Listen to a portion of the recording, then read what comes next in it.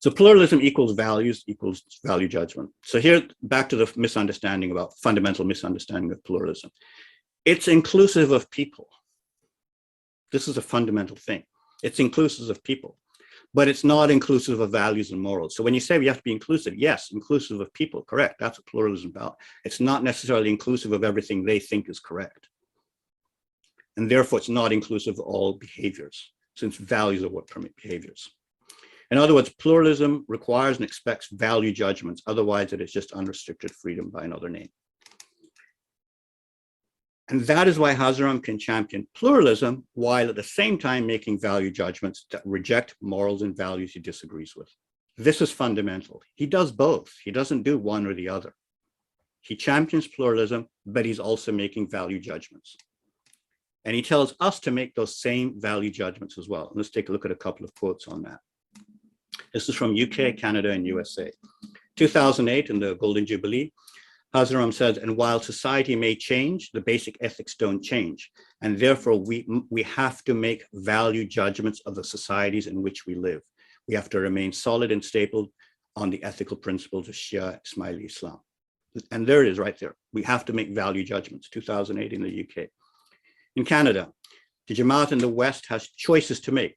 Okay, essentially the choice is to keep the integrity of our value system or let that value system be replaced over the generations by value systems which are not born from Islam and from it. Make careful value judgments. Okay, this is in Canada, where he's got the Center for Pluralism. He's also telling us to make value judgments. 2008, again in the USA, he said, also have the wisdom, because it is a question of wisdom, to reject that which is not compatible with our ethics or our principles of faith. Simply reject. Like, that's as blunt as you can get. So this is really, really important to understand, because it's this whole idea of pluralism and inclusivity, which is confusing people about, well, we don't want to be judgmental, so what are our values and so forth.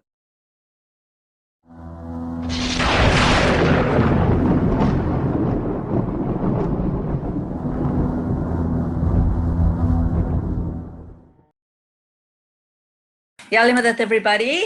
Welcome, welcome. We are very happy to welcome back Mohib Ibrahim, who's the editor of Ismaili Digest online magazine.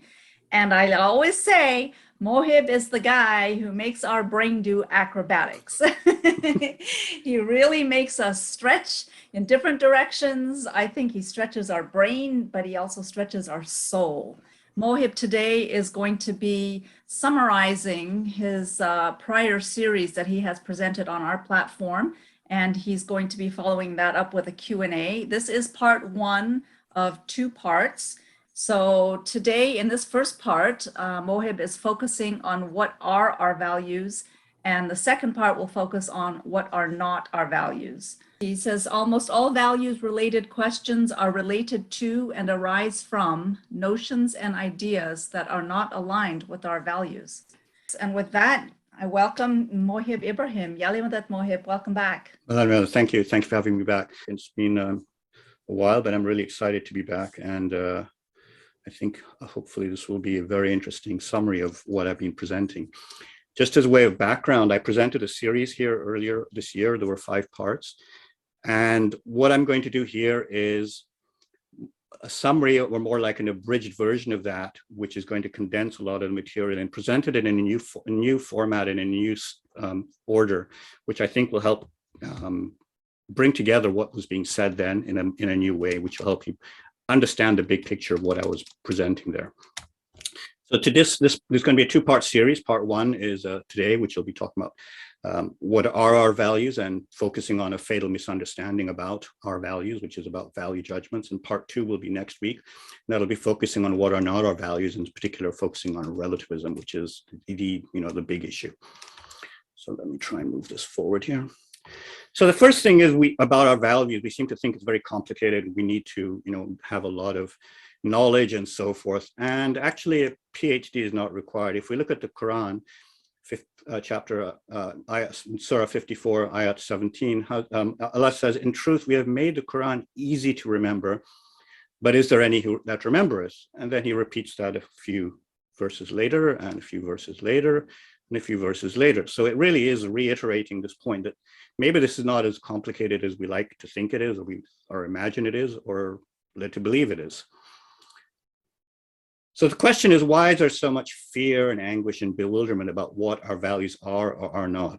And I've come to understand that there's one fundamental underlying reason, which is a modern day problem, which is not something they've had in the past, but it's a modern day problem. And that's why there's all this confusion and anguish about it.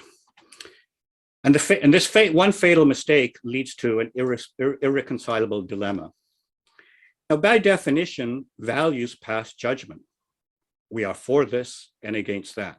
That's what a value means. We're for this and against that. That's all it means. So when you ask what are our values, you're also asking what are not our values and passing judgment against those. But then being judgmental today is frowned upon as being not pluralistic or inclusive. So we're expected to be judgmental because we have values, and then we're expected to be non-judgmental also because judgmentalism is considered not pluralistic or not inclusive today. So this is the dilemma that is creating the tension here, which we don't know how to resolve. And this dilemma is due to a fundamental misunderstanding about pluralism, and that misunderstanding undermines values and morality. And I explained these two misunderstandings, which Hazar Imam has said are misunderstandings, not me, in the presentation I made at the beginning of this whole series, which is about pluralism and cosmopolitan ethics. And I'm going to just touch a little bit on that, just for the sake of completeness, and bring key points from that into here. Now, if you clear up that one misunderstanding, the confusion over values is also cleared up. And what's left behind is stunning clarity, elegance, and harmony. It'll leave you amazed, actually, how simple this all is. And that's what it should be. The Quran said it's simple. So if we're not finding it simple, then there's something wrong with the way we've been approaching it. And we need to relook at the whole area from a new perspective that brings back that simplicity, the clarity, the elegance, and so forth. And the other question is, why is this mistake being made? And one of the problems I've noticed after running Nano Wisdoms for over a decade now is we tend to nudge Hazar Imam's worldview to match our worldview, okay? And this happens in two ways. And one is what I call the reasonable man fallacy. And it goes like this. Before even learning what Hazar Imam has actually said on some topic, many assume this concept, this thought. They take this thought: I'm a reasonable person, and I think this. Hazar Imam is also a reasonable person, so he must think what I think. Now, they haven't actually read what he thinks; they're just assuming it based on this reasonable argument of who's reasonable and what's reasonable. And this creates a problem, because if you haven't actually read what Hazar Imam has said, you might be completely off base, because very often he says something which is completely opposite to what you expect. Then step two comes in, is when you've actually read what Hazar Imam said, what seems to pop up is this other fallacy called what I've called incomprehensible Imam fallacy. And it goes like this, especially if people find what Hazar Imam said is not agreeable to what they thought. We don't understand what Hazar Imam means, okay? In other words, they're saying, the Imam doesn't appear to think as we think because we don't understand him. But when we do, we will see he actually thinks as we do.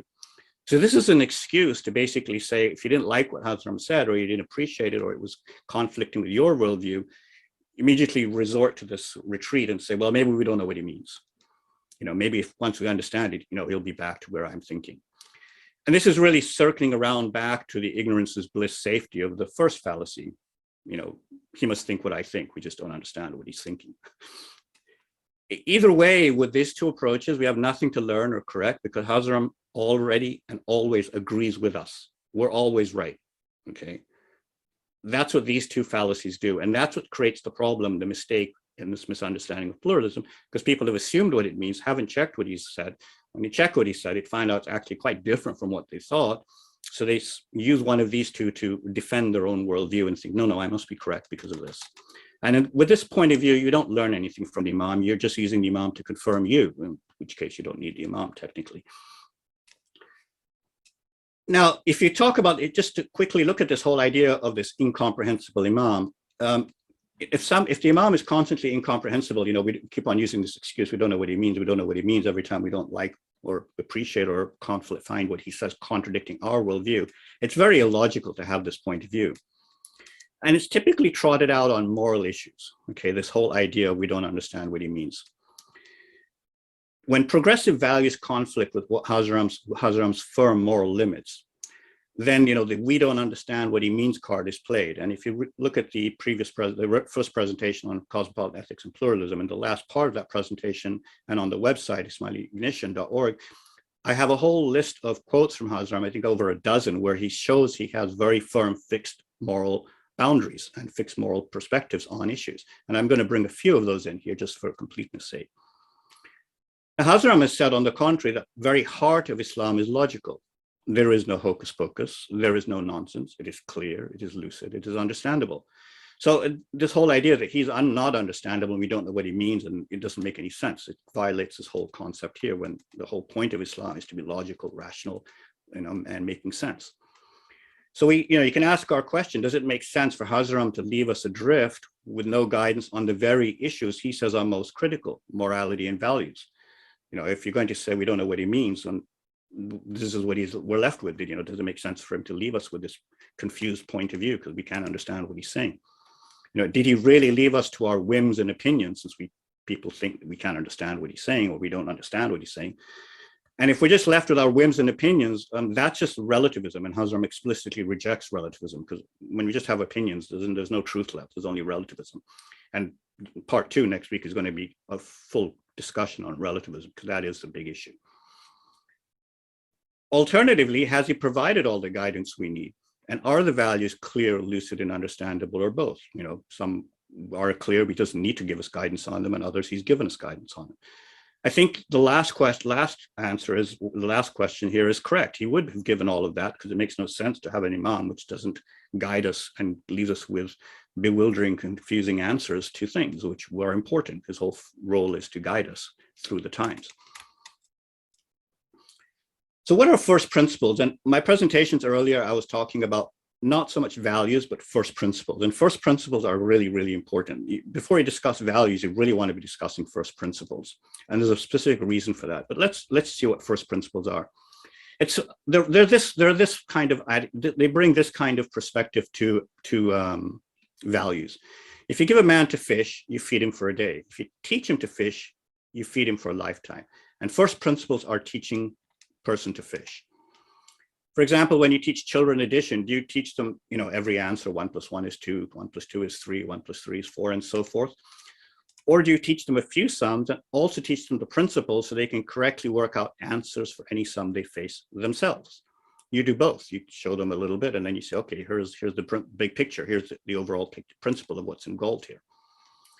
Similarly, Hazaram gives us specific answers to some values, but he also gives us principles so we can ourselves answer new value questions as they inevitably arise, because society is changing. New things are going to come up, new questions are going to come up.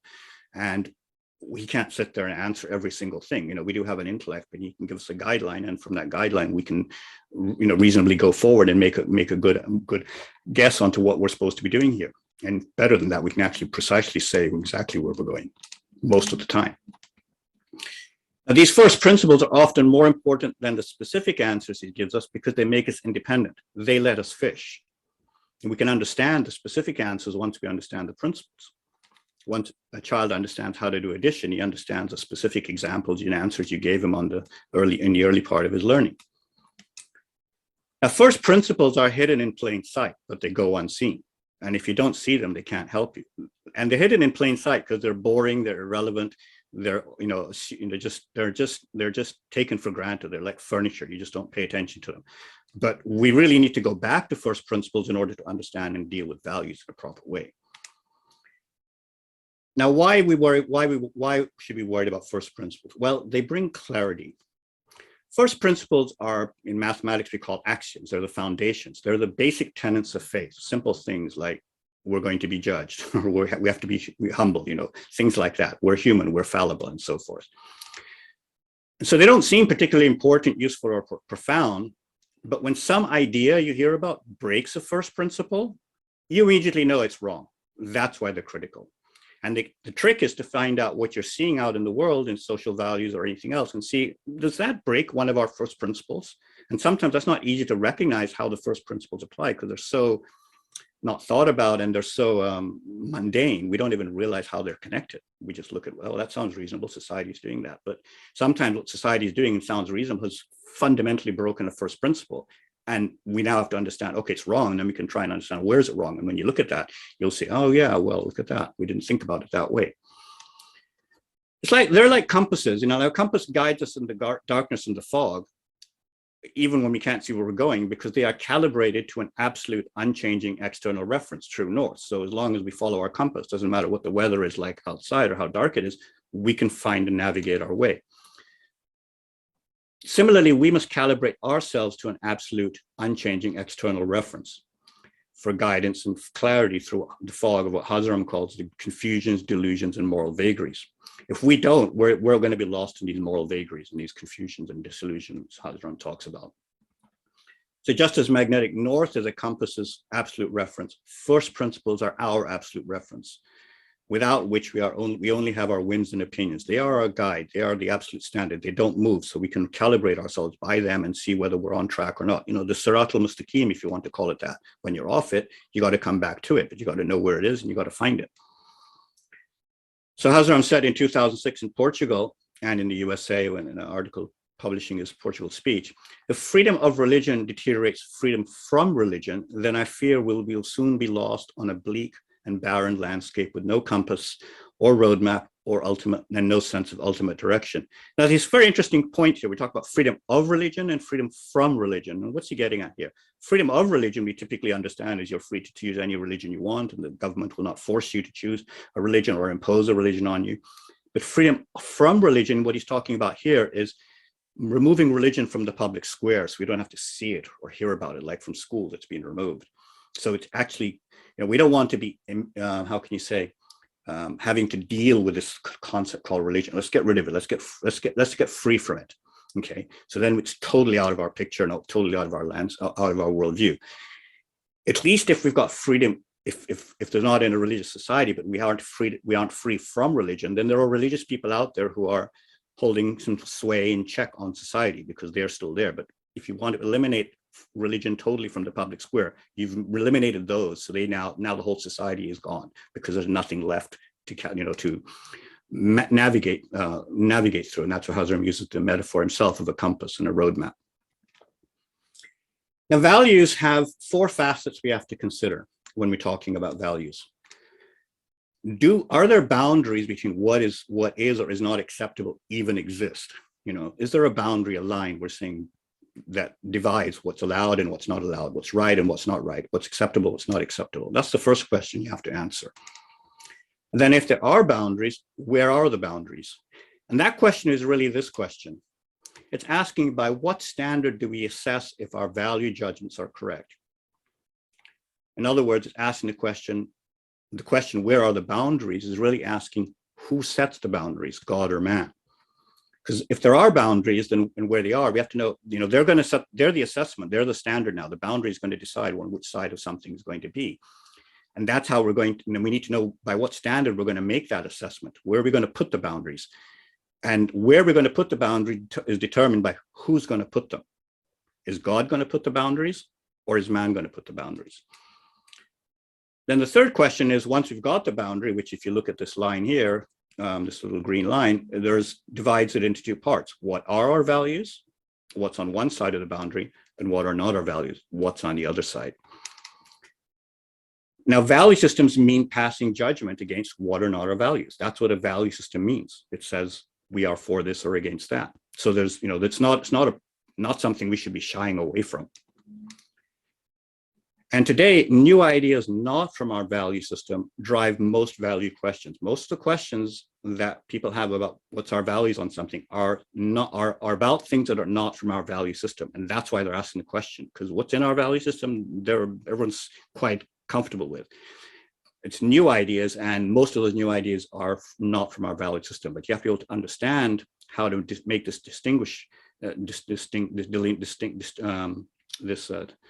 how can you call it, know how to distinguish the two, and what are the factors that let you choose which way it's going to go. And that's the critical point. But the key point is, if we can see what's not our values, it also brings clarity about our values. Because sometimes if we can't decide something is our value, at least let's find out if it's not our value, and that helps bring some clarity and direction to this. So any discussion about value starts with these two key questions. Do we even make value judgments? And how do we assess them? Now, here's an overview of what I've presented so far, and I'm going to go through this chart, which is going to explain how and what I presented and how it fits all together. So in my first presentation, I said God sets values and boundaries. It's an absolute boundary. It's because it's set by God. In the presentation I made on cosmopolitan ethics and pluralism, I talked about we should be making value judgments. It was explained there why pluralism means making value judgments. I'm going to get to that, but that was zero I put because that was before the first part of the series. Now these two are interacting with each other. If God's setting the values, then we have to make that, we can't make, if God's setting values and setting the boundaries, now we can make value judgments because we have a baseline to make the judgment against. And if we want to make value judgments, then we better have a baseline but which to make the judgment. Okay, so they're very closely intermixed. You can't have one without the other. They're totally interrelated. Then in part 5, I talked about thinking for yourself, and in part 2, I talked about how we're fallible. No, we're not infallible. We are fallible, and that brings in humility. Now these two are very tightly tied together. Because you can't think for yourself. If you're thinking for yourself, you have to be able to admit you made a mistake. And you can't make a mistake until you've thought for yourself. So these two are tied together. And thinking for yourself means you actually made a decision, okay, which could be wrong. So if you want to have humility, you have to have thought for yourself and made a decision. There's no need for humility unless you're making decisions, making value judgments, thinking for yourself. Otherwise, somebody else has said it, and if they're wrong, you can say, well, they told me. Although even listening to them was a decision, but that's a technical nuance. Now, these two are interrelated too. And that's why I had all these 4 in the presentation.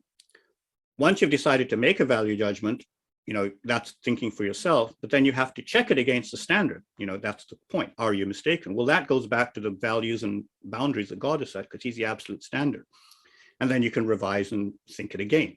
So this is all very interrelated, and I call this the smiley intellectual faith. This is what our intellectual faith is about. Sometimes we like to bandy this word about without actually explaining what it means. And we have an intellect which the whole point of it is to experience and know truth and make judgments. We're going to be judged on our decisions. So again, this is a point Hazar made. You must have in your quote at the bottom there, you must have in every walk of your life a logical concept. The real principle of Islam is that faith is logical. The heart of Islam is logical. There is no hocus pocus. There is no nonsense. It is clear, lucid, and understandable. So you have to have a truth, which is the absolute set by God. You have to make a decision about that. You have to think about it to make that decision. You have to check if you're wrong, and you can only check if you're wrong if you go back to that standard. So these are all very intimately related together. Now, on the other side, there is relativism. And relativism said there is no absolute standard of truth, so there is no God. And that's what relativism starts with. There is no absolute. There is no actual truth. And I'm going to talk about this next week. And once you've gone down that road, well, then there's no value judgment because relativism says nothing is right or wrong. There's only opinions. There are no boundaries. And we get what I've called homogenized pluralism here, which again was from my presentation 0 on cosmopolitan ethics and pluralism. But number 3 here, license unrestricted individual freedom, is on this side because this is part of relativism, which are my number 4 presentation. And that's why these two are related. So this is how everything fitted together, what I presented, even though it might not have seemed like that. This is how it fits. And this is a hard divide. You can't have it both ways. You're either having boundaries in God, or you're not having boundaries in God. And man's going to set the boundaries. And that's what happens with relativism. There is no God. So who's going to set the boundaries? Well, man. But then man can't set boundaries. All he has is opinions. And somebody else said, well, that's your opinion. I don't have to follow it. So this is the big picture of what's going on with values. And it's very critical to understand this point. Now, the question, of course, is still in everyone's mind is, well, if we're making value judgment, isn't that not very pluralistic and so forth? So let me just go through the agenda. What I'm going to cover today is I'm going to talk about the dilemma, which means value systems means making value judgments. Non-judgmental values makes no sense. You can't have an idea called non-judgmental values. Values by definition means you're going to make judgments. And no, pluralism and inclusivity does not mean being non-judgmental. Pluralism requires judgments. That's what I'm going to show you today, which is in my presentation, where I'm going to highlight to that. And that will clear up the whole issue. Thinking for yourself is our faith's most fundamental principle, first principle. Hazar Imam himself has said, the power of the Quran's message is reflected in its affirmation of the primacy of the intellect. There it is right there, saying primacy of the intellect. And now the intellect means you've got to think. If you're not thinking, you're just robotically, blindly following somebody else. Now, you cannot make value judgments unless you think for yourself, because a value judgment is your judgment. So you actually have to think about it and commit yourself to a position, and then, of course, check if it's correct. If you don't check it, you're just left with relativism opinions. So discussing values is pointless unless you're going to think for yourself. Okay, you have to think for yourself. If you're not going to do that, it's pointless discussing the values. Find somebody you trust and just follow that. And that's blind faith, and we don't accept that. So the crux is, does God set the values and boundaries, or does man? Now, God sets the values and therefore the boundaries, and I'll explain that as we go along. And you cannot make value judgments without an absolute standard, because that absolute standard is the rule mark, it's the benchmark by which you can assess your judgment. Okay, it's like the right answer, and then you can judge whether your value of what you've thought is correct or not. Without it, we only have opinions, and mine is no better than yours. Okay, that's why you got to have a right answer in order to make a value judgment. And if there's only opinions, that's relativism, and Hazar Imam rejects that outright. In one word, is unprincipled. So relativism is the number one curse and barrier to understanding our values. Almost everything confusing about our values has its roots in relativism, as I'll explain next week. But you need to understand this left part of the diagram first, and then we can talk about the right hand. So pluralism means making judgments, probably the opposite of what everyone thinks, because they think, oh, you're supposed to be non-judgmental, inclusive, and so forth. Now, Hazar Imam himself clarified there's a misunderstanding about pluralism, and he did it at the 2017 ceremony for the Global Center for Pluralism. So why did he make that? Well, it's obvious that for all those decades, the intelligentsia and the elite, the decades Hazar Imam was talking about pluralism, had either not understood pluralism or were not properly explaining it to the public. If it was not a widespread misunderstanding, he would have not had to clarify it at this key event. If a few people misunderstand it, it doesn't matter. It doesn't care about that. He had to explain it at the Center for Pluralism opening, okay, which is a key event and a speech that will obviously be foundational for the center, because it sets the agenda and objectives and priorities and trajectory for the center.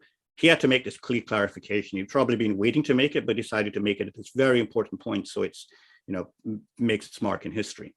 And what was this misunderstanding? First of all, let's see what he had to say. He said, let me emphasize a point about pluralism that is sometimes misunderstood. Connection does not necessarily mean agreement. Okay, those are probably the 4 or 5 most powerful words he said in a long time. So why is that? Well, by definition, pluralism means plurality, more than one, multiple perspectives, ideas, ideologies, morals, values, etc. And this plurality can only exist when we disagree.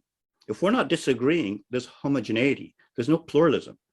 Pluralism, that's why he said, connection does not mean agreement. We have to disagree in order to get the pluralism, to get the multiplicity. In other words, differences of pluralism need disagreement. Without it, there's just homogeneity. There's no disagreement. There's just, a uniform landscape. So without difference, there is no plurality, but homogeneity.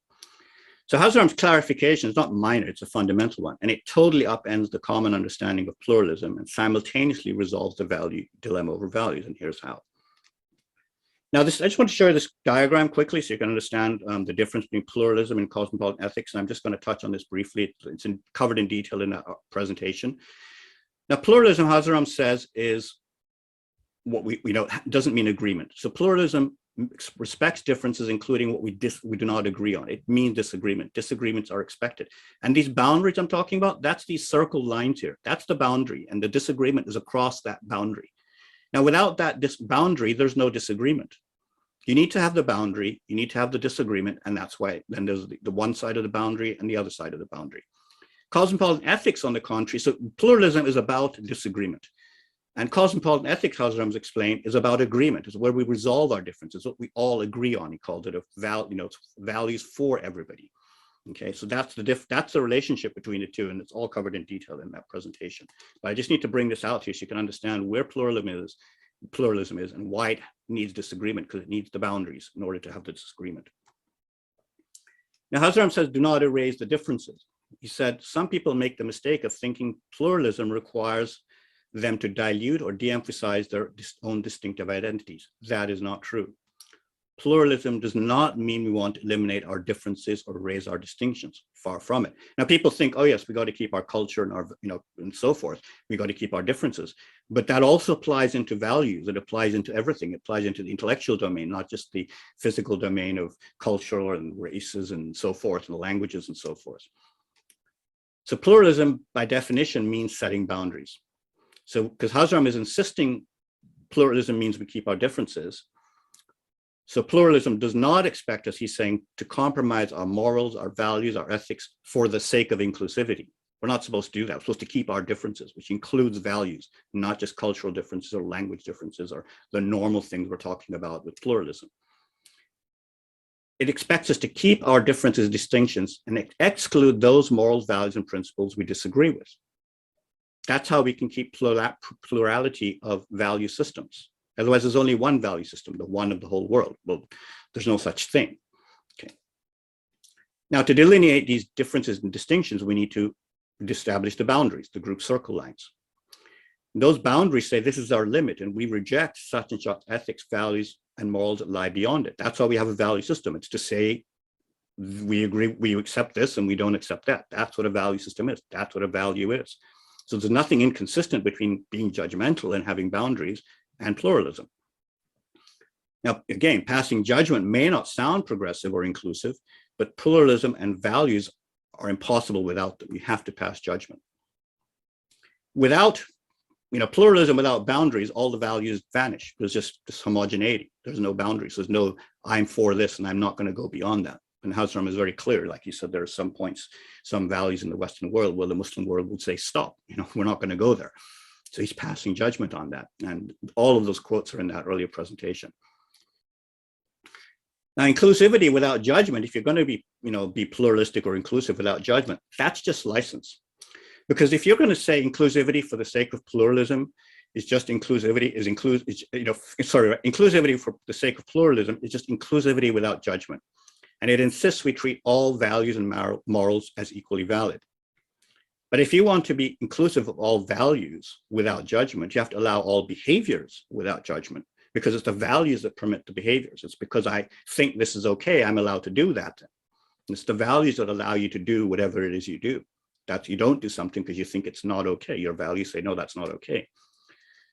So in other words, no matter what you call it, inclusivity without judgment or boundaries, or pluralism without judgment or boundaries, at the end of the day, you're going to allow everything. So it's all unrestricted individual freedom. It's masquerading behind a smokescreen of legitimacy because people say pluralism or inclusivity, but it's just unrestricted individual freedom because you have to allow everything now because, we got to be inclusive without being judgmental. And that's not correct at all. This so-called flavor of, this flavor of pluralism, and I put in quotes because it's just not really pluralism. It's really just licensed by another name. And license is unrestricted individual freedom to do what you want. And Hazar Imam has been emphatically against this.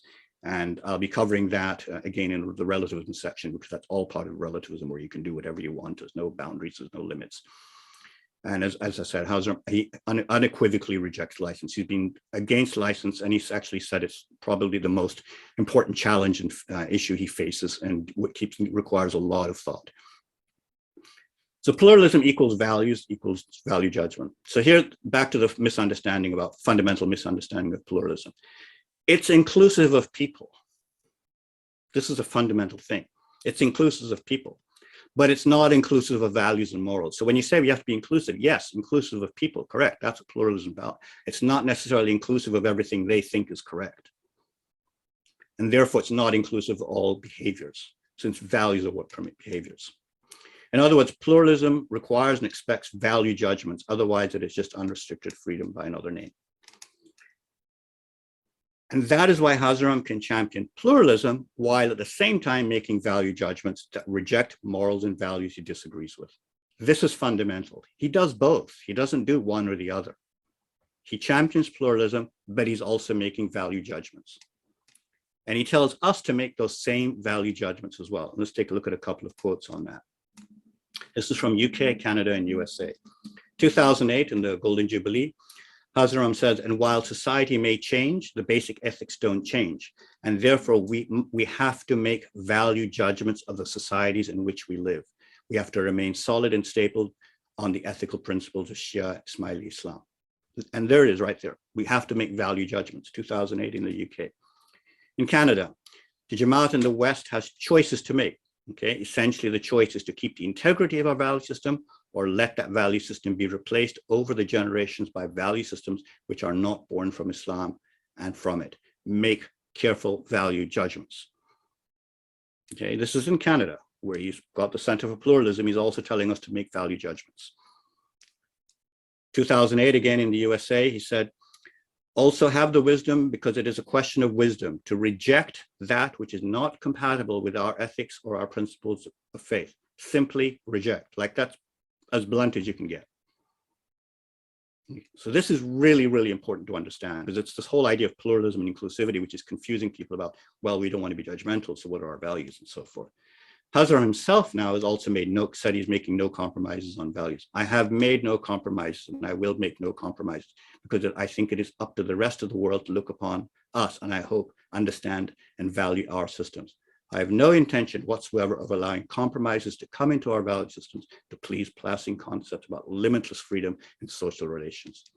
This was 2008 at the end of the Golden Jubilee. And there he's saying himself, I'm not going to be compromising, because to compromise is to remove to remove the value judgment. By saying he's not going to compromise, he's saying I'm not going to allow that. I'm going to not allow it. By saying no compromise means I'm passing judgment. That's not going to be part of our value system. And if you forget our traditional values, it has severe consequences. Hazar Imam said in 1999, one reason the Ummah may disappear. This is not alarmism. You know, if somebody else said that, you'd wonder. This is Hazar Imam saying that. Is that one of the reasons it may disappear is they adopt the modern world and forget their traditional values. That's very stark. So the answer to the first question of what are our values is our values are traditional values, not the so-called modern values. And you know, that's the picture of the Muslim that disappeared and fading away. He said again, there is a risk that the essential value system of Islam will be eroded or even threatened with disappearance. And that's what's going to happen if you constantly water down the value system. Eventually it'll be gone. So the first answer to our question, what are our values? Well, they're traditional values, not so-called modern values. Hazar Imam said, don't adopt the modern value world uncritically. That's why I said make value judgments. So now back to this dilemma. And the dilemma was, we said values pass judgment, but that's not considered pluralistic or inclusive. And the mistake lies in assuming pluralism means being non-judgmental. But as Hazar has clarified, pluralism does not mean agreement.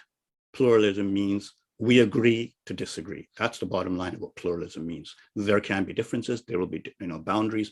We can say, no, I don't agree with that, and that's fine.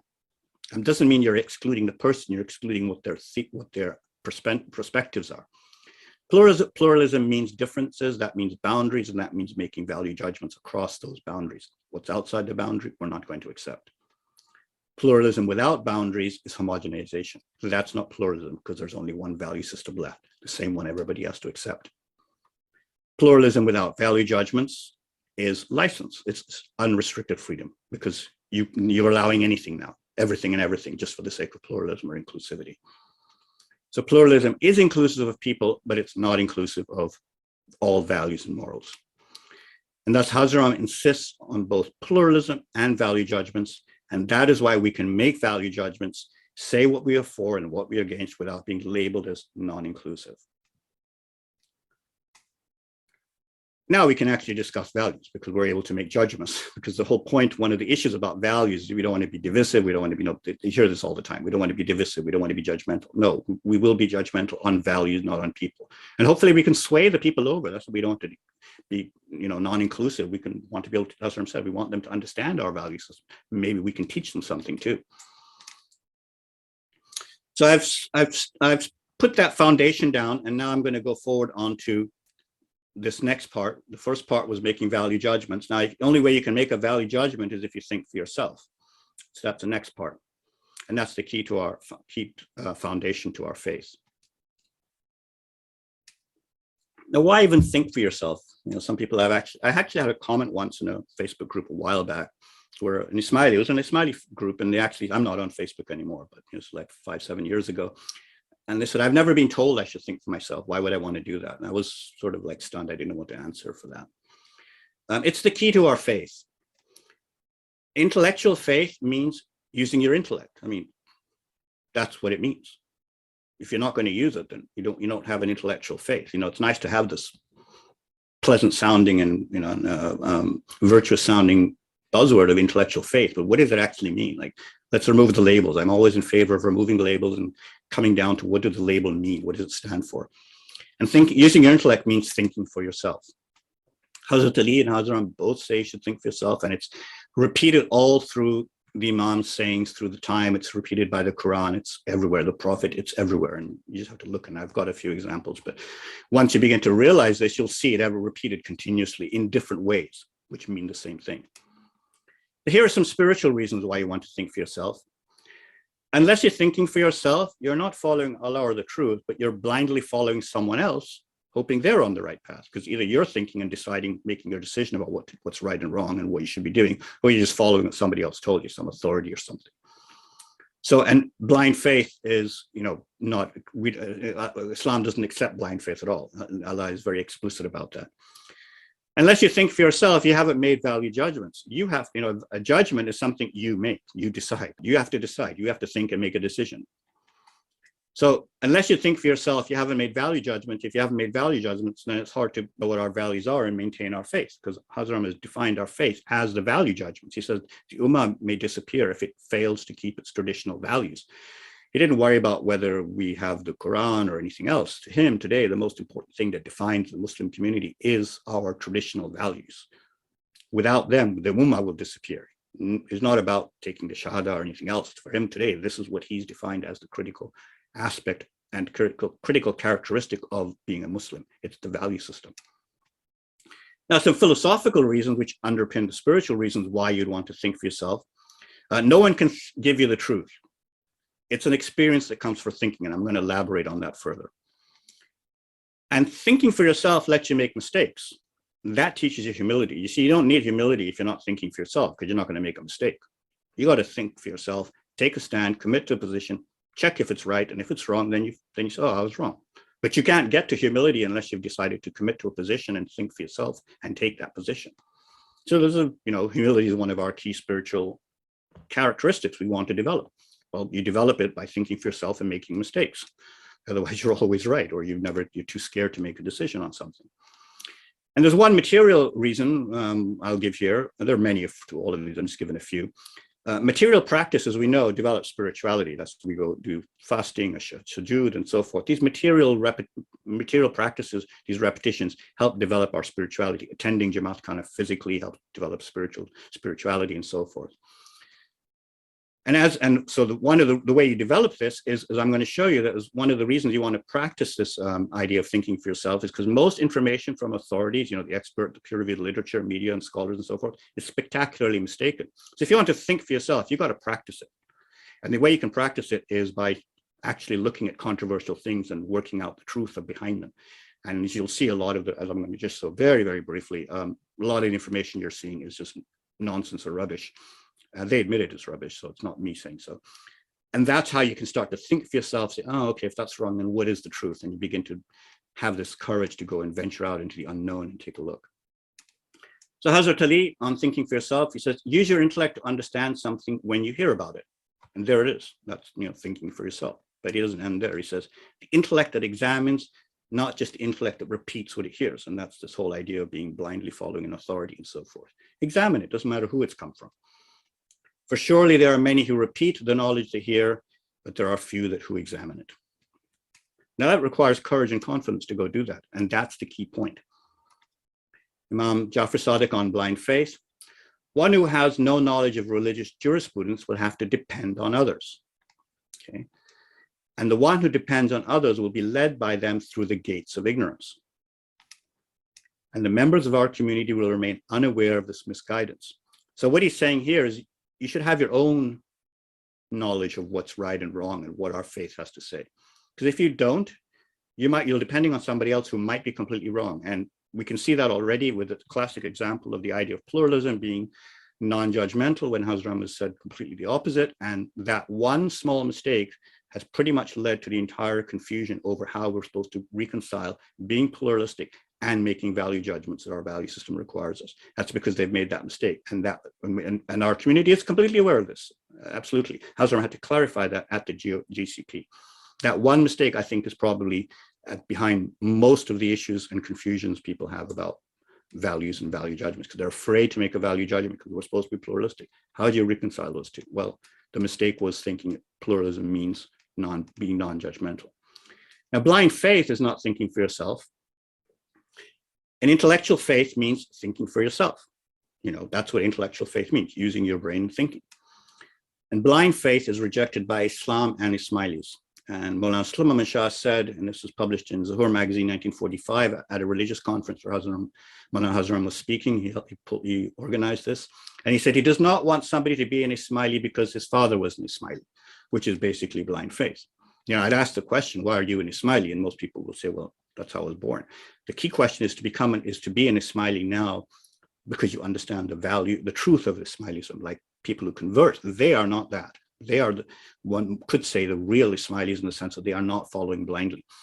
And again, the problem is people think faith should be blind and so forth, and just have faith and so forth. And but that's not true. That's another misunderstanding. In the Quran, there's a similar example, and Allah is telling Prophet Muhammad, asking, it's Prophet Muhammad relaying what Allah is saying about what happened in Ibrahim's time. So when Ibrahim said to his father, Prophet Ibrahim, and he said to his father and his people, what do you worship? They said, idols do we worship, and we shall forever be their devotees, which is basically blind faith. We found our fathers doing so, which is exactly what Mowlana Muhammad said he doesn't want to be doing. And then he asks him, Prophet Ibrahim asks the people, have you come to see then what we've been worshiping, you and your fathers of old? Notice he didn't say you are worshiping the idols, which everybody thinks. Everybody thinks, oh, they're idol worshippers. No, he's saying the idols are meaningless. You're following your fathers because that's who's told you to worship the idols. You're worshiping your fathers or yourself because that's your own idea. Think of it this way. Supposing you blindly follow someone saying, this is the way to God, your father or somebody else, some book you read or something.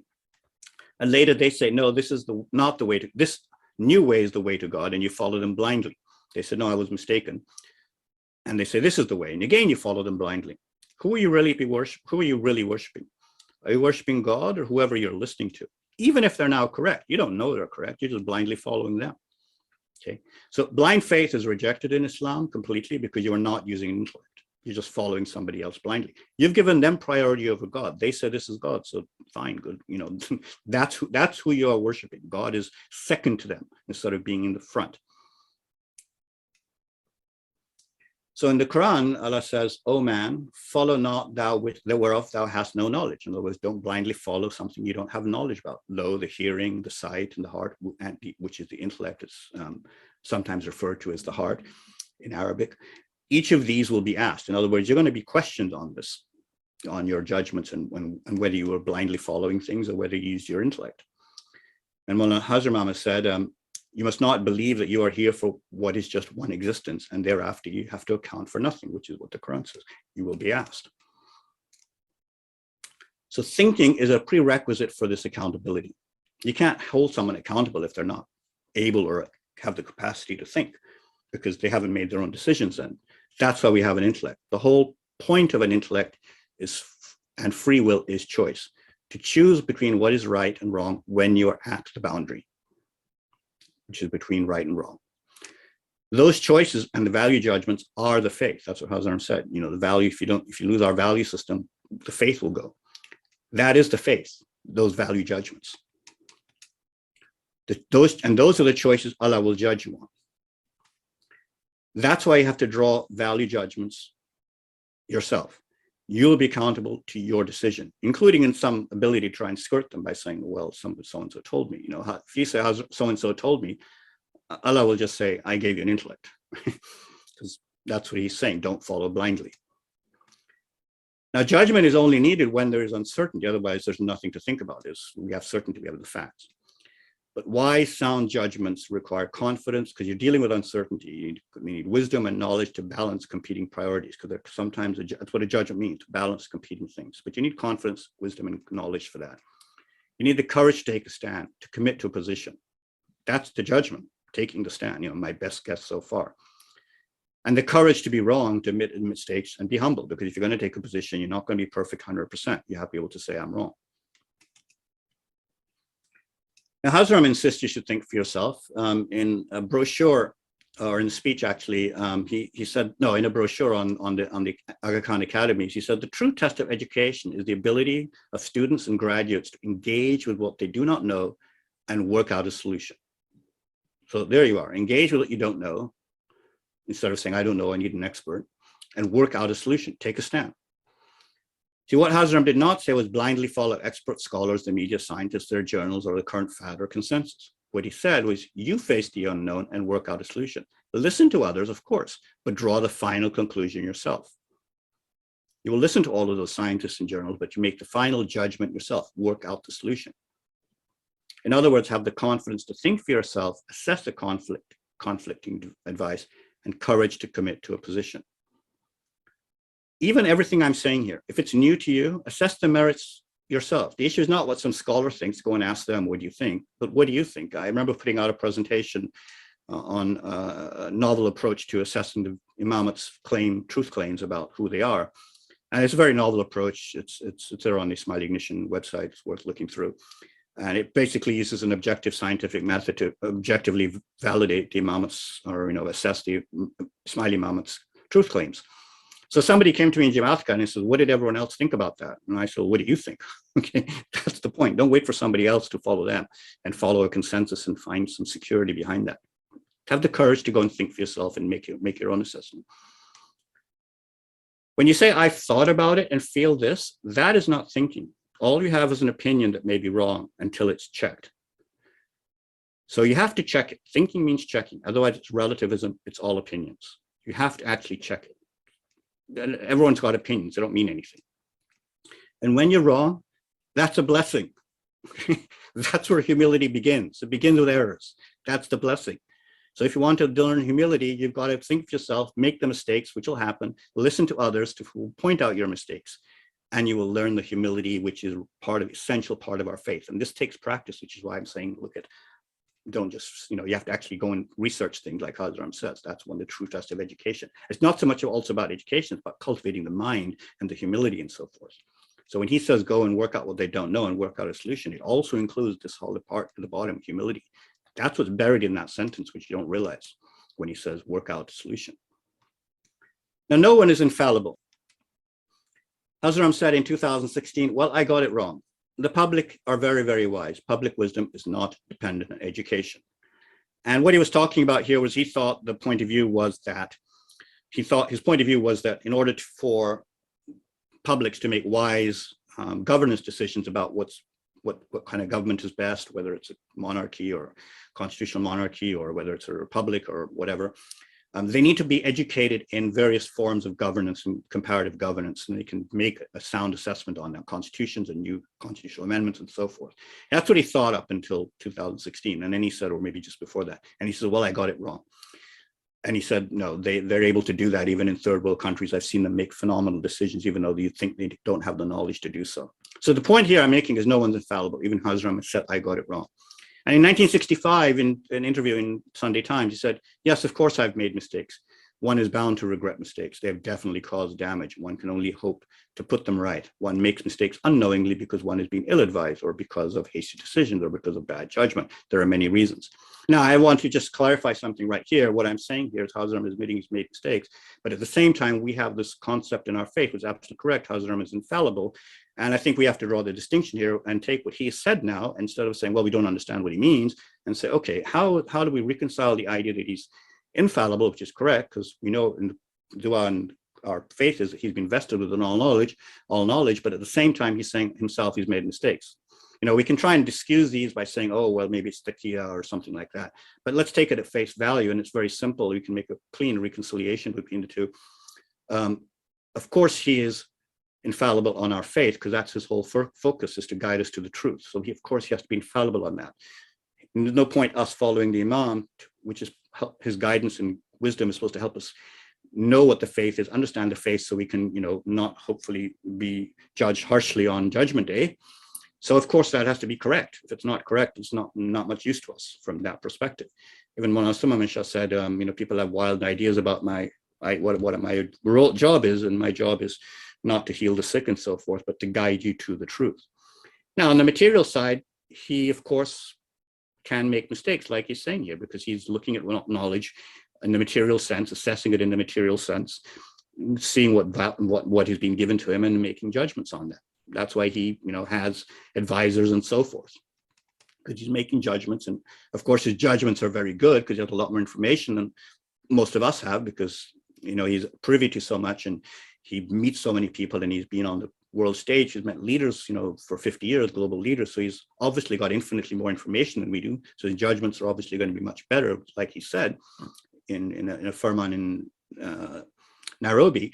I have infinitely more information than you do. But then there are, of course, opportunities for him to make mistakes. And there are times sometimes when you can look at something and you can see, we sometimes have that knowledge ourselves because it's available to us. So discussing values, or anything for that matter, is pointless if everyone is not willing to sincerely accept they could even be wrong. Okay, so that's one of the key obstacles to values. Again, come back to this thing where we don't know what it means.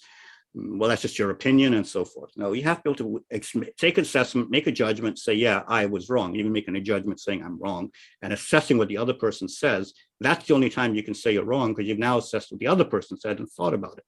Okay, that's why thinking is a fundamental aspect of our faith. Everything flows through that. Take out thinking and there's nothing left. There's a blind faith. So a tip on how to not corner yourself, because people don't like to admit they're wrong, is don't emotionally invest yourself in your ideas. Detach yourself. Always leave yourself out. Leave room for uncertainty. As far as I know, this is what I currently think. Well, then you're not emotionally invested in your position. You can say, fine, no problem. Yeah, that's what I thought then. Got some new knowledge, new information, and I'll change my mind, and that's it. Nothing complicated. Here are some quotes of Hazar on humility and knowledge. We think of them as knowledge, but actually he's focusing on humility here. Knowledge is constantly changing and must be ever challenged and extended. So he's saying we must challenge what we think we know, right? Is that message clear? You listen to people you don't like. Too often, education has made our students less flexible, confident to the point of arrogance, that they now had all the answers, rather than being flexible, humble in their lifelong openness to new questions and new responses.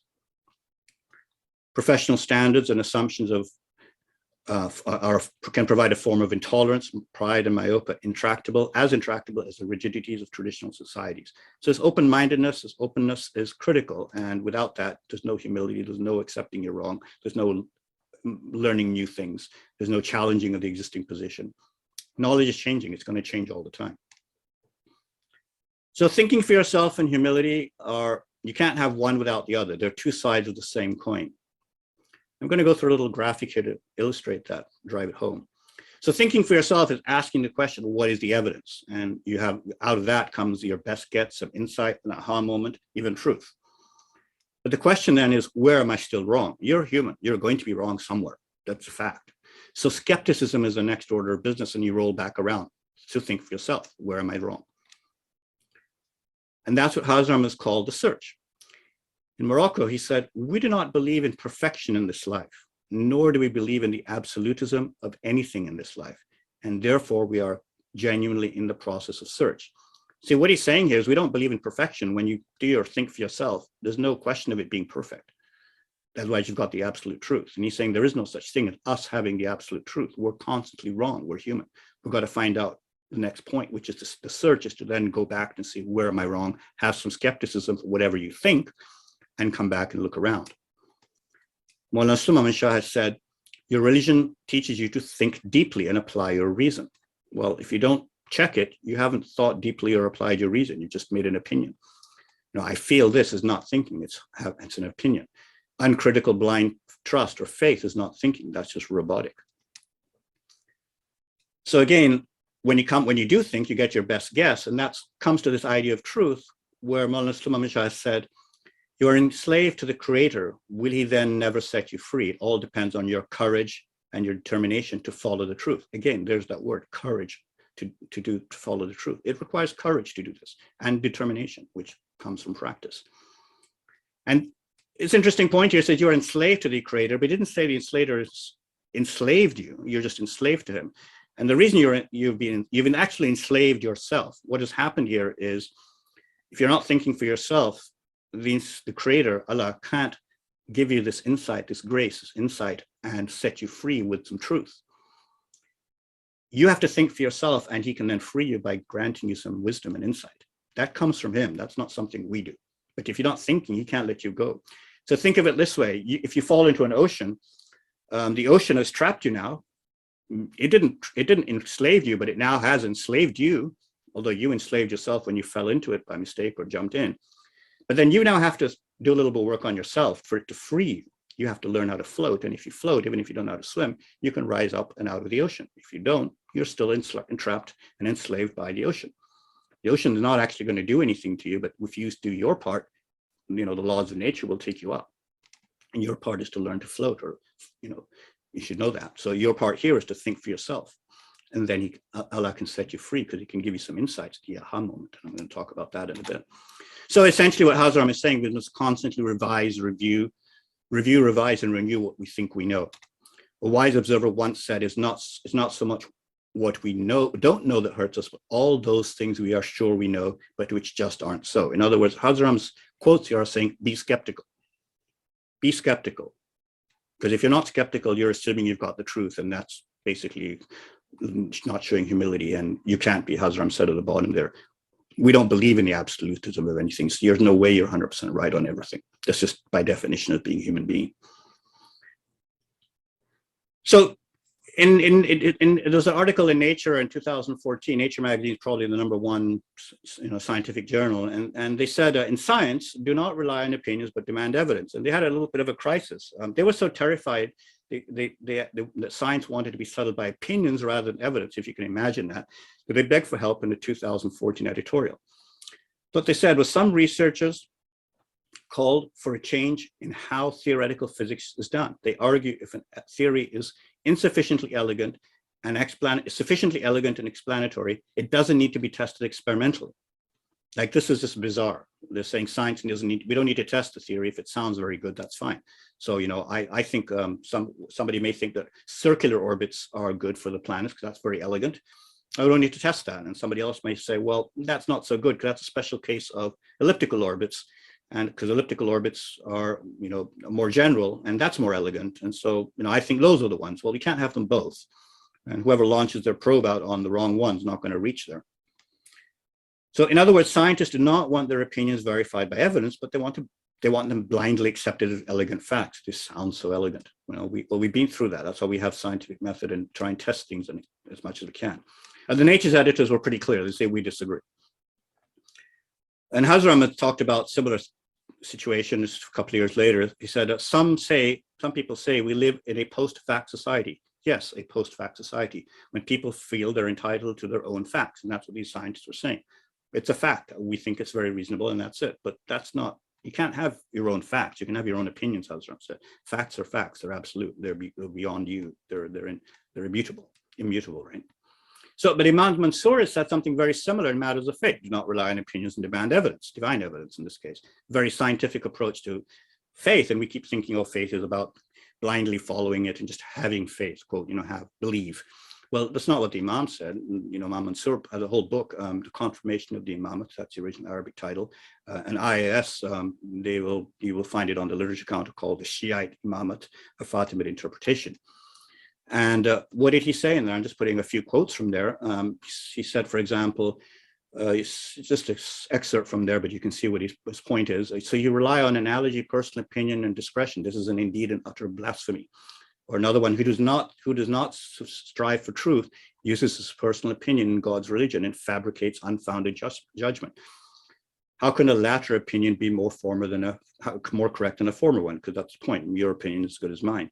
On the contrary, what he says, you must get evidence for what you believe and a proof from God.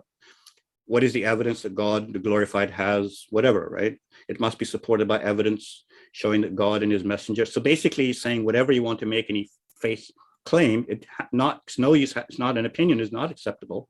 It has to be based on evidence. It has to be, and that's very scientific. And we don't think of science as faith like this, and this is a whole nother discussion. But you really need to realize thinking for yourself is where the evidence comes in. If you're not thinking for yourself, all you have is an opinion. And the evidence is where you begin to think for yourself, evaluate, and so forth. So the search is, where am I still wrong? It comes down to this. There's us, you, what you think, and them, what they think, and they don't agree with you. And Hazar Imam says, that message, you listen to people you don't like. Because remember, he said, we're in a constant area of search, and we don't believe in absolutism. So the issue is, the point is that the other brings essential new insights, new knowledge, new perspectives to help show you where you are wrong. And that's why pluralism, again, is inclusive of people. Pluralism does not mean we're automatically inclusive of all perspectives, because they may also be wrong or against our values. But we definitely have to bring them in, talk about them, especially when it comes to values and so forth. So here's an example of listening to people you don't like. We know secular academics are basically very antithetical to religion and God and divine. And they had a real big problem, and guess what solved it? Religion. So this is Harvard Business Review, just a few years ago, 2018, a new way to become open-minded was the title of the piece. For decades, academics have argued in circles about the definition of open-mindedness, and that harkens back to Hazar Imam's point about education making people closed-minded, and what might make a person become less or more open-minded. Recently, however, psychologists have given us a better way to think about open-mindedness and quantify it. The breakthrough happened when the researchers started playing with a concept from religion called intellectual humility. So first of all, religion does have something very valuable to offer in 2018, but more interesting is, did they not know about the concept called humility? They just never knew about this, like, seriously. And that's what goes back to that point about how I'm saying about professional standards can lead to this closed-mindedness, myopic, closed-minded perspective on things. It's mind-blowing to me that they don't understand there's an idea, a concept called intellectual humility. They just think they're right. And that's when they learn something from religion. But notice when they talk to people they don't like, which is religious people, they finally decided to go have a check on that and say, oh, well, look at that. What a novel idea, intellectual humility, and solve their problem and figured out how to quantify and start measuring open-mindedness from a new perspective. Now, I mentioned truth is hidden until you think for yourself. And that's because truth cannot be shared. Only the evidence that signifies it can. And what do I mean by this? If you have a book with the geometry showing the earth is round, it does not share the truth. It has the truth, but it does not share the truth. It just shares evidence of the truth. You could read that book. If you don't understand it, it doesn't mean anything to you. It's got the truth in there, but you need to understand that. It hasn't, you don't have the truth. You have this evidence, which doesn't make any sense to you. When you understand the evidence, you get that aha moment, then you've got the truth. But that didn't come from the book. The book already was there as it was. It's this aha moment. You understood the evidence, you thought about it, whatever. That aha moment, that insight is the truth. It can't be shared. So you can't give the aha moment to others. It's an experience. You had it in your brain, aha, right? You can't share that. So the truth can't be shared. You can't give it to somebody else. You can only give them the evidence. Truth is immaterial, and immaterial, I don't mean it's not important. I mean, it's not of this material world. It's of the non-material world, if you want to think of it that way, spiritual world, if you want to think about it that way. Unlike the evidence, which is of this material world, and that's why you can share it. You can talk about it, you can write about it, you can, explain it. The truth is in your head, it's hidden. You can't go and give it to anybody else. That aha moment is grace. That's grace from God. He's given you the insight, and that's yours and yours alone. And this comes back to the idea of batin and zahir and so forth. All you can do is now explain what you understand it to somebody else, what's in the book or whatever. You can share the evidence and hope others have their own aha moment. And then they can't share that, but they've got it. They see it. But you can only have that aha moment when you think for yourself.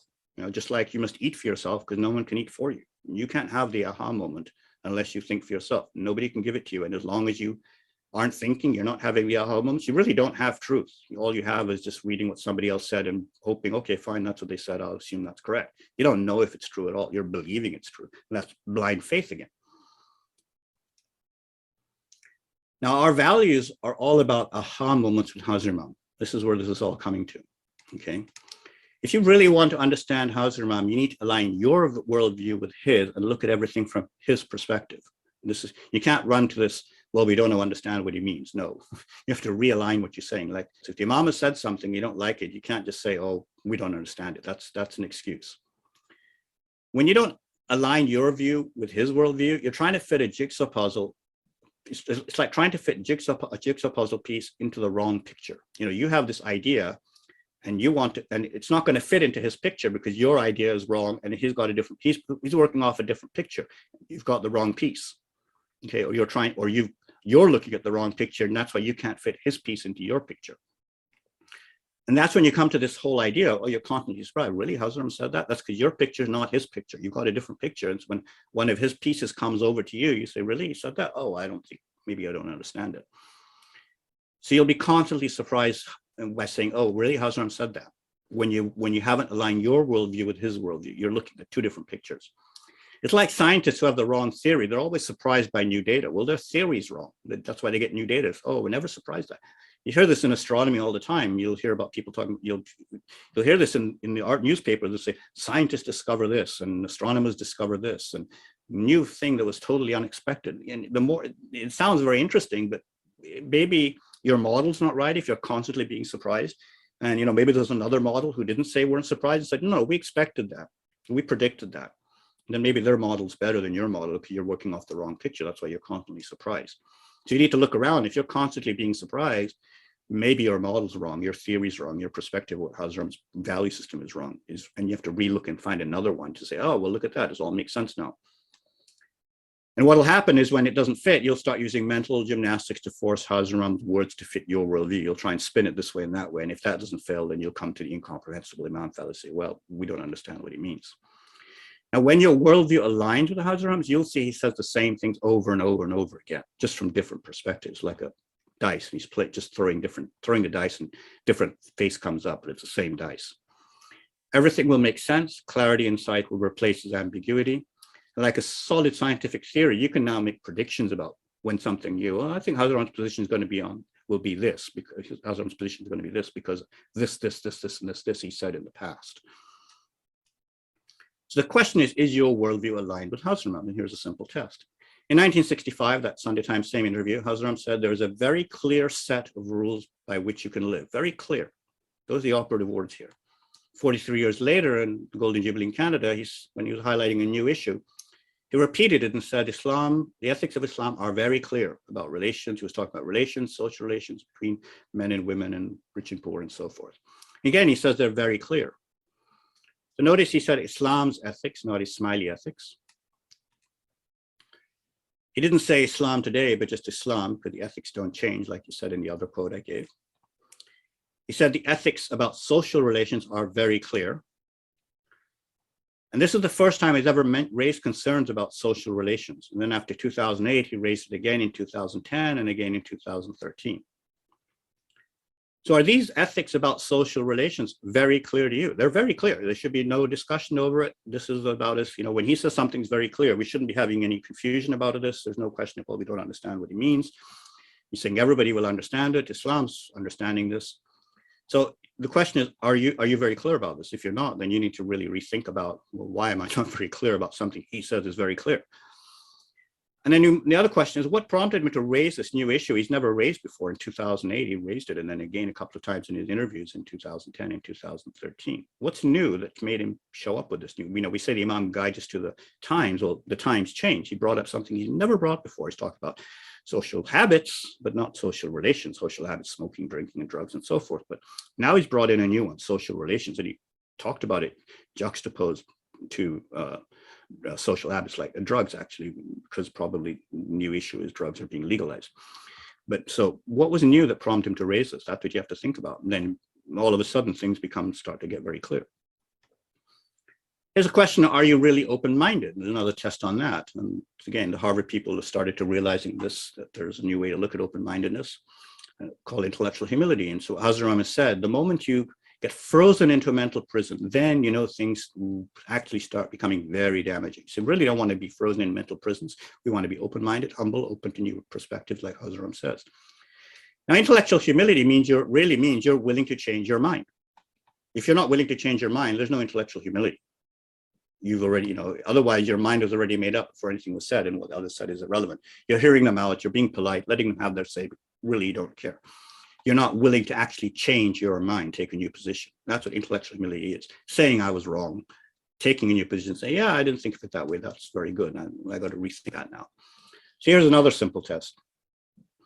After being explained diametrically opposite perspectives to your most deeply deeply cherished beliefs, say on Hazar Imam's worldview, have you ever changed your mind, no matter how sure you thought you were? If you've never done that, then maybe that's something you need to rethink. And I'm talking about really deeply held, cherished beliefs, ones you thought you were absolutely sure about. Because remember, Hazar Imam said those are the ones that hurt you the most, what you think you're absolutely sure about, but which isn't correct. Now, your most cherished beliefs can't all be correct. That's a fact. You're a human. That's just not possible. That's what Hazar Imam says. We must constantly revise, review, and renew what we think we know. Review means take a look at what we know, revise it if it's wrong, or renew it if it's correct. So the question is, what heretical view do you have, but which is true? And heretical meaning opposing to the contrary consensus, prevailing view. And this is an interview question Peter Thiel has. He's one of the co-founders of PayPal. Paraphrase, it's one of his top interview questions, because he wants to see if the person, independent thinker, can think for themselves. And he wants to know, what's the heretical view you have? As Hazar Imam says, a wise observer once said, it's not so much the things that we don't know that hurts us, but all those things we are sure we know, which just aren't so, just not true. So do you know the truth about something that you know everyone else is flat out wrong about? Because there's got to be something. Everyone else can't be 100% correct, not the media, not the experts, nobody. What are you skeptical about, but afraid to talk about because you'll be insulted as a science denier or a conspiracy theorist, or even worse? If you don't have anything, then maybe you should find something, because there's no way the world is correct out there 100%. So how open-minded to new perspectives are you if somebody explained to you a new perspective on something?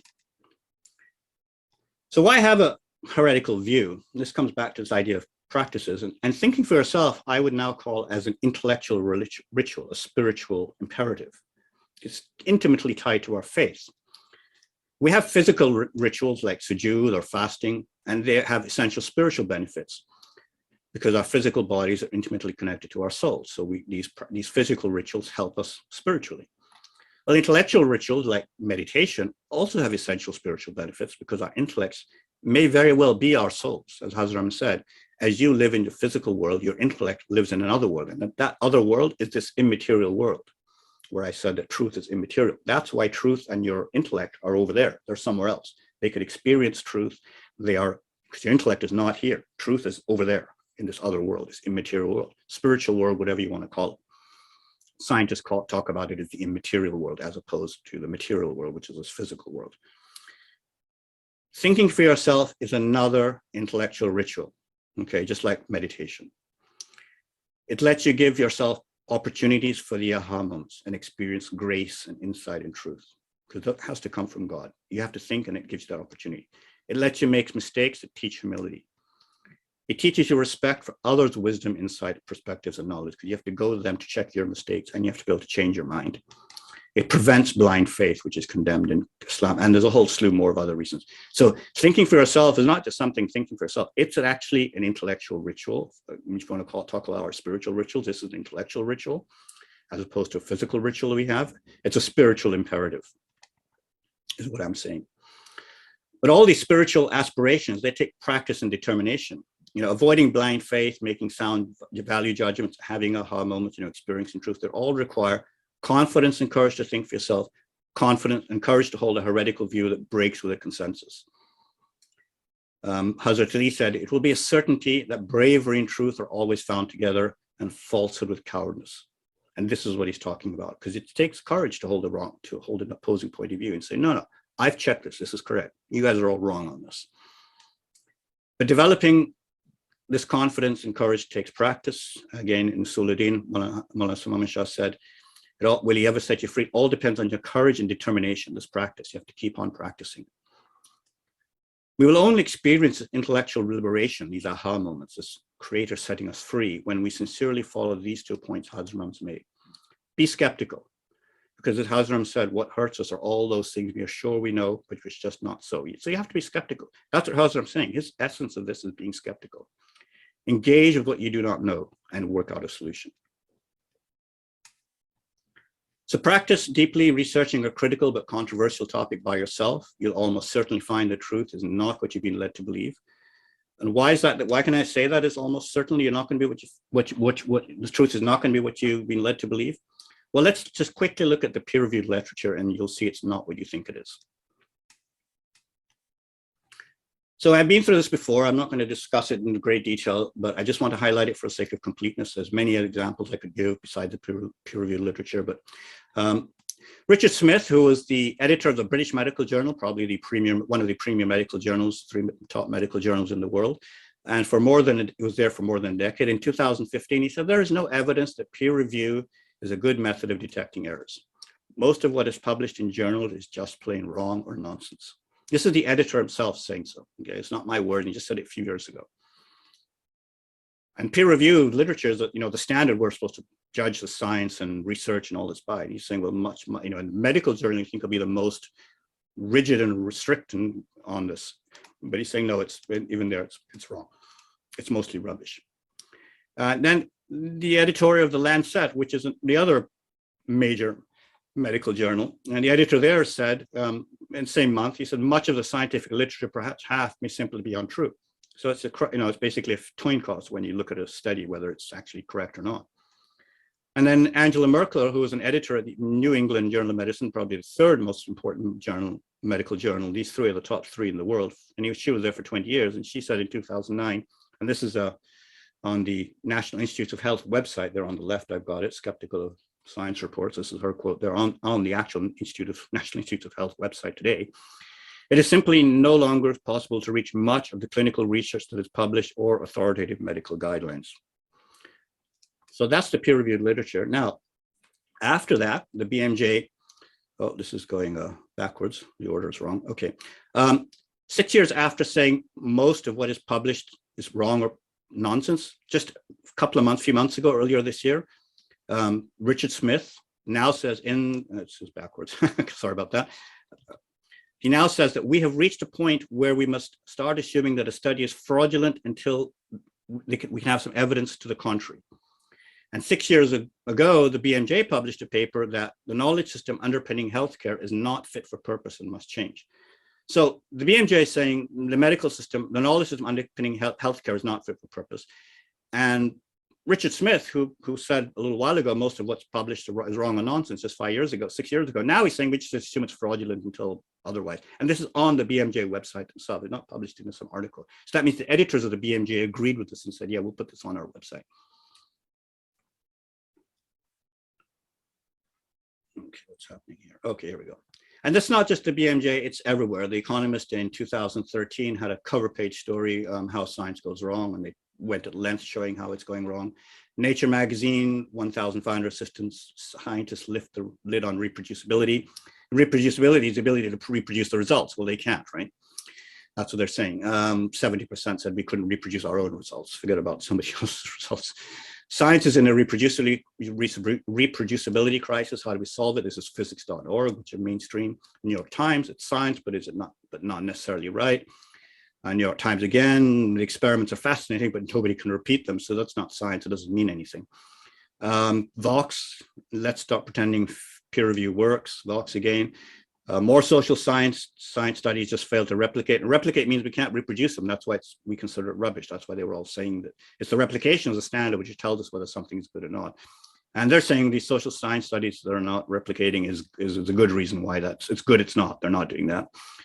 The New Yorker, the truth wears off. Is there something wrong with the scientific method, which is even a more nuanced position they've got in there. But this is widespread and known. It's not hitting mainstream. It certainly disappeared over the last 2 years as we were told to trust the science. So you could summarize this whole idea of thinking for yourself as thoughtful opinions held loosely, which is a quote from the fs.blog, which is basically we're always we're holding an opinion, we're researching, we're looking at the evidence, but then we're holding it loosely because we're asking, where am I still wrong? So it's a thoughtful, well-researched opinion, but it's held loosely. And the search is, where am I still wrong? You listen to people you don't like, because that's where you're going to learn where you're wrong. So think for yourself, just don't be too sure of yourself is the bottom line message here. An intellectual faith means using your intellect. Without it, only robotic blind faith remains. Think for yourself because you will judge by your value judgments. Thinking for yourself is a critical intellectual ritual complementing our physical ritual. So it's a spiritual thing we have to do. It helps us spiritually. Because aha moments, grace, insight, truth are impossible unless you think for yourself. God cannot give you that grant you that unless you step forward and do your part first. You know, as the Christians say, God helps those who help themselves. Open-mindedness is also impossible without humility, because that's what it is. Humility is the ability to be open-minded, to say I'm wrong. That's why the researchers realized the two are connected. Humility is impossible, and humility is impossible without mistakes, and mistakes only happen when you commit yourself to a position and then check it with those who agree with you. But thinking for yourself takes courage, takes practice, just as physical rituals we do need repetition. So that's covering, if we look back to the chart now, I've talked about making value judgments. We should make them because pluralism does mean making value judgment. But then the big thing comes in when you're going to make value judgments, you got to think for yourself and you got to be humble. That's the big issue. So that's intimately related to our faith, because we're supposed to make value judgments, but if you're not going to think for yourself and do everything that it entails, you can't make a sound value judgment. Hazar says make sound value judgments. Now, the question is, once you've thought about it and you made your judgment and you've thought for yourself and you've done the research, the question is, now how are you going to assess if you're right or wrong? Well, that comes back to the whole issue, to the top circle here. Well, you need an absolute standard by which to assess whether you're right or wrong. How are you going to know if you're right or wrong unless there's an absolute standard? That comes back to compass, like the true north. That absolute standard, truth, needs to be there, okay? So who sets those values is the question.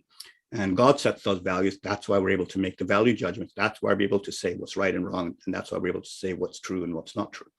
So the question is, who sets the boundaries? And if you're setting the boundary, you're setting the values, because as I explained in the first part, they are intimately connected. The boundaries are the value. They are the boundaries say, we're for this and we're against that. Is it experts? Is it you or me or God? So the first and most important question about values is, again, who sets the boundaries? If it's man, they are just fluid opinions, and one is as legitimate as the next. I can set it, you can set it. It really doesn't matter who's to say who's right or wrong. We need to have an external standard to judge that right or wrong, like in math, 2 + 2 is 4. We can judge that externally. We can go and count oranges and put 2 and plus 2 more.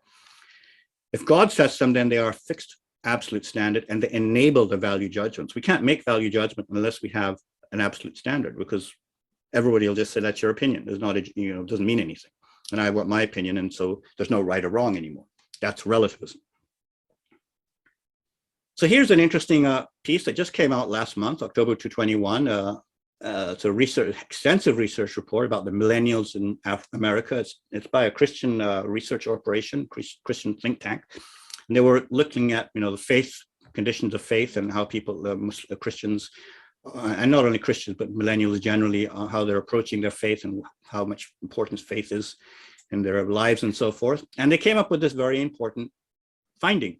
Most millennials reject the existence of an absolute moral truth, which is the whole idea of absolute boundaries. They identify feelings, experiences, and advice from family and friends as their most trusted sources of moral guidance. Well, that's the other side, that's opinions. So they've abandoned the absolute standard and moved over to relativism, just feelings and experiences and advice from family and friends. Whereas the whole point of religion is to have that absolute standard and be able to draw judgments. And well, if you don't have that, that's what you're going to end up with.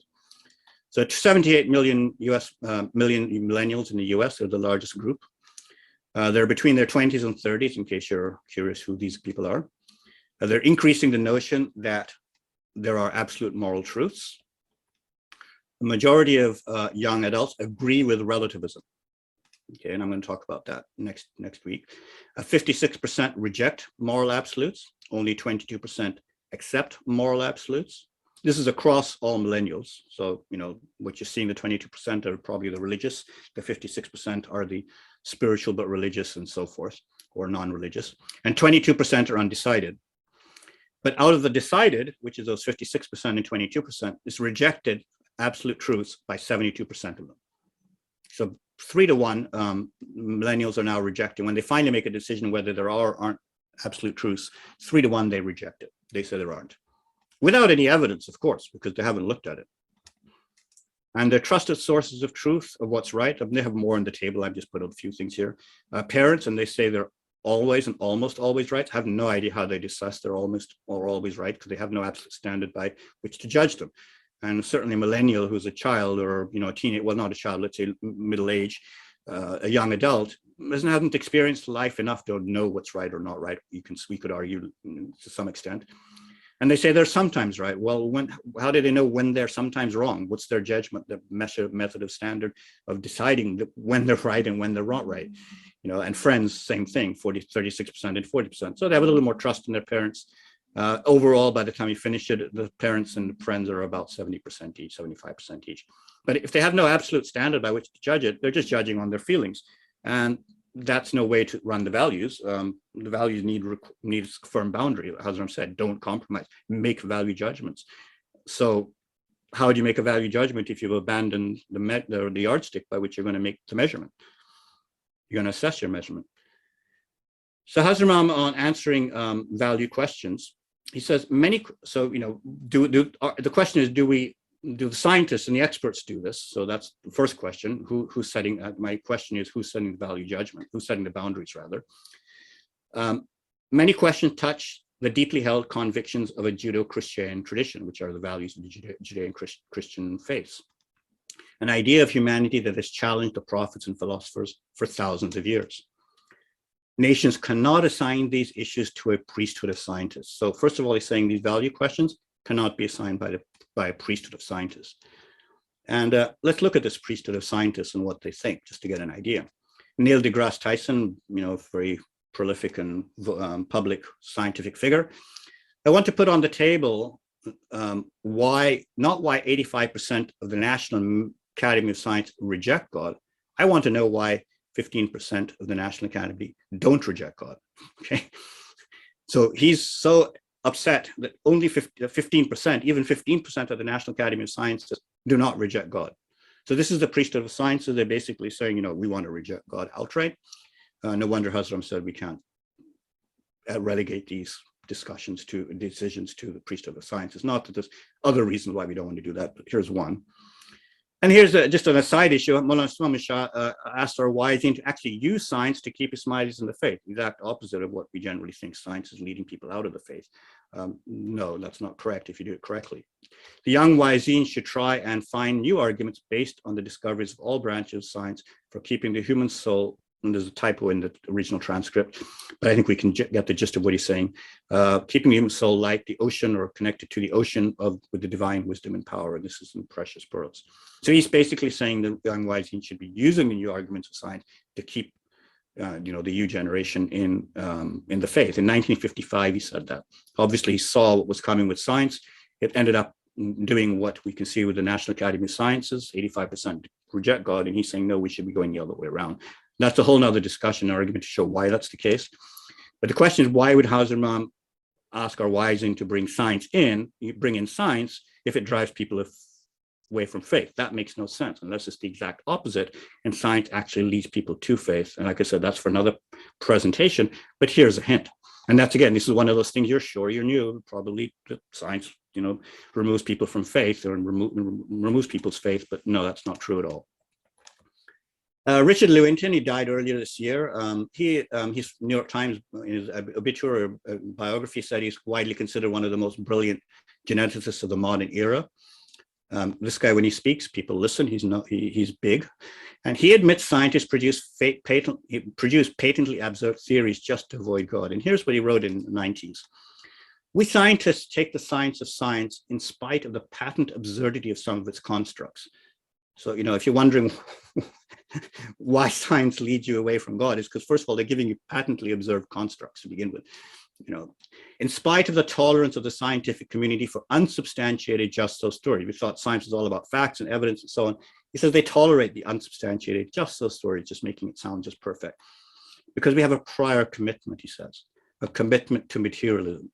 So they've already decided beforehand, we're committed to materialism, so we're going to reject anything which is related to immaterial, such as the mind, for example. They reject the mind even exists. They say there's just a brain, there's no mind.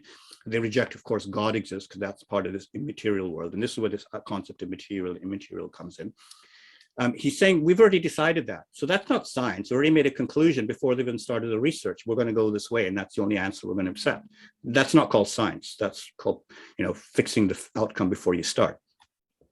And he said, it's not the methods and institutions of science that somehow compel us to accept the material explanation of the phenomenal world. So it's not that science is forcing us to go this way. It would certainly be open to allow immaterial explanations, to allow God into the picture and so forth. But on the contrary, we are forced by our a priori adherence to material causes. So he says, no, it's just our pre-commitment. We've decided it's everything else we're not going to allow. That's why we're forcing us to, that's why we're going to this materialistic point of view and rejecting anything to do with God, basically, or anything that's immaterial. So we are forced by our priori adherence to material causes to create an apparatus of investigation and a set of concepts that produce material expectations. So we've decided that. So now we're only going to define science as material explanations and material research and evidence that we can look at in the physical world. So that's what we're going to define as science. We're going to automatically, this is not called searching for the truth, because the truth may be immaterial, is real. God is real, right? But they've already decided we're going to exclude that explanation. That's not good enough for us. We're just going to exclude it, whether it's true or not. So he says we're doing this no matter how counterintuitive it is, no matter how mystifying, whatever we dream up is to the uninitiated. So if you're not part of the scientific theory or part of that particular science, all of these gobbledygook science theories they put out, which basically are working away in some way to get rid of God, will be mystifying. And you'll say, look, this doesn't make any sense. This is like, this is just circular logic or whatever. He's saying no matter how mystifying it is to the uninitiated, those who are not in the science, that particular field, doesn't matter, no matter how counterintuitive it is. We're going this way. Moreover, that materialism is absolute, for we cannot allow a divine foot in the door. And that's what he's saying.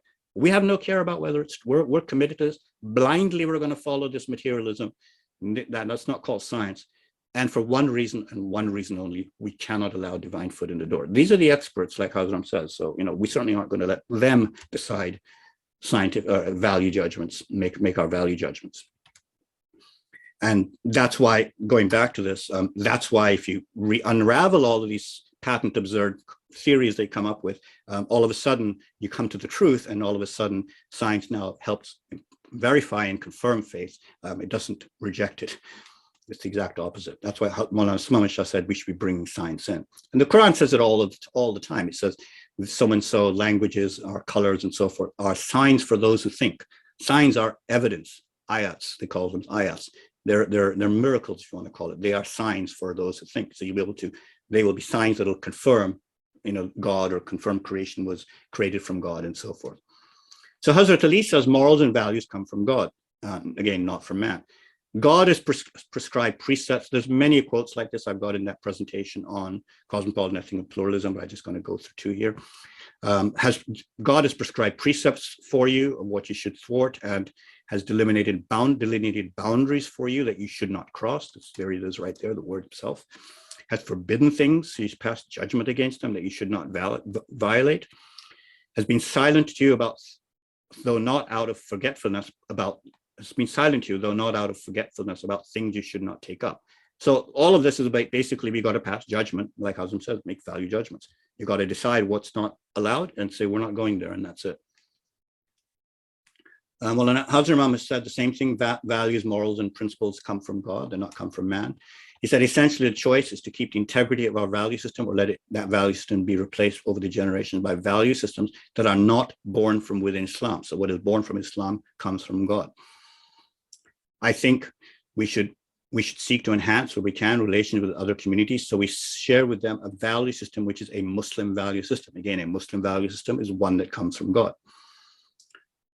And obviously, God will judge us by his standards, not ours. You'll be judged, Hazar Imam says, on both your material and spiritual responsibilities. If you fail, which means you can be wrong, you can fail, you in one or the other, you will be judged accordingly. So God is going to judge us, and he's going to judge us by his standards, not ours. We can't say, well, I didn't think that was good enough. And you'll say, well, I didn't tell you to follow what you said. I told you to follow what I said. So morals and values, again, cannot come from man's mind for other reasons. Why can't they come from the laws of science, research scholars, feelings, opinions? It's because we are infallible and can be mistaken about what is right and wrong. So those millennials who were running to their parents or friends to decide, they have no idea if they're right or wrong. It just feels right. That's all they're doing. They're working on feelings, and that's 100% relativism, like the research report says. Human notions of right and wrong are fluid and they change with time. Elections, laws, ideology, worldviews, fads, hysteria, etc. Election changes and laws change. Drinking is legal, but it's not our value. Now drugs are becoming legal and they're still not our value. So what man does is irrelevant. The values have to come from God, because God's going to judge us, and we need that absolute standard outside of man's opinions. See, we only have opinions, speculation, and theories without an absolute external standard by which to assess an opinion. One opinion, as I said, is as legitimate as the next, and that's called relativism. Absolute standards, which are beyond opinion, can only be divine. They have to be outside us, outside human standards. So let me do a quick summary here, and then we'll follow by a Q&A for as long as you like. I know we're running into about 15 minutes time, but this will be short. So again, PhD is not required. The Quran is repeated over and over again. Allah said that it's easy to remember, and hopefully I've helped illuminate why that's actually very easy. The point is we do make value judgments, and we have absolute standards by which we make them, and starting with traditional values as being some of our first values. So value systems means passing value judgments. That's the definition. You cannot make value judgments without an absolute standard, which is, God setting the standards, or you'll only have only opinions. God sets values, and therefore the boundary, and therefore he sets the boundaries.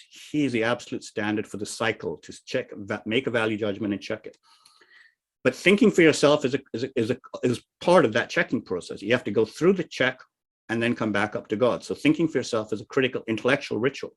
You cannot make value judgments unless you think for yourself. So you're not following others blindly. Unless you check what you think, you've only got an opinion. An opinion, you've only got an opinion. An opinion needs, this is a typo here.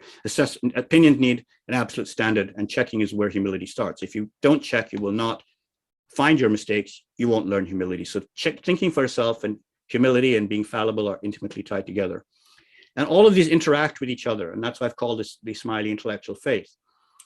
If you remove anything, it all breaks. The entire thing breaks. If you remove one of the circles or remove one of the ovals, it's like dominoes. It's all or nothing. If you knock down one domino, everything goes. Or it's like arithmetic. Addition is 2 + 2 = 4. Well, you can't have 4 - 2 is 3, right? They're all, either it's all or nothing. Everything is interrelated. So if you don't make value judgments, then you have no values at all.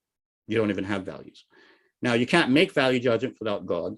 And if God is there and has set boundaries, you have to make value judgments. And if you don't check your value judgments, you've only got an opinion. You don't know if they're right or wrong. So the value judgment's not very sound. But if you think for yourself, you're going to make mistakes. And then and you can only check that and your mistakes by checking back with God. So it's all very intimately related.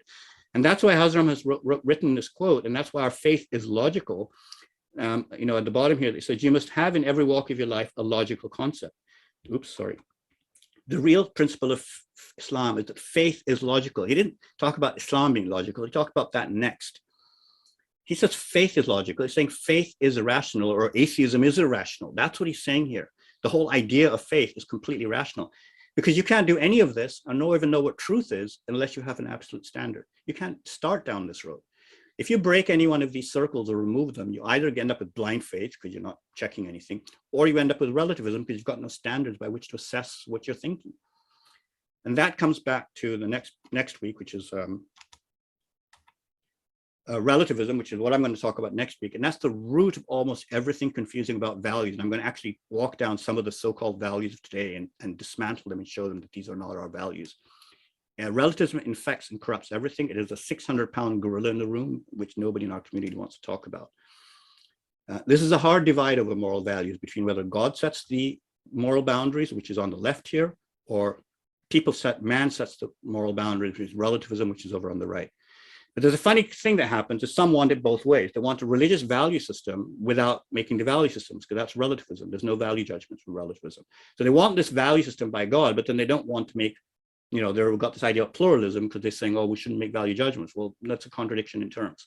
That's one of the key things people have to understand and get over. And that's the presentation, ladies and gentlemen.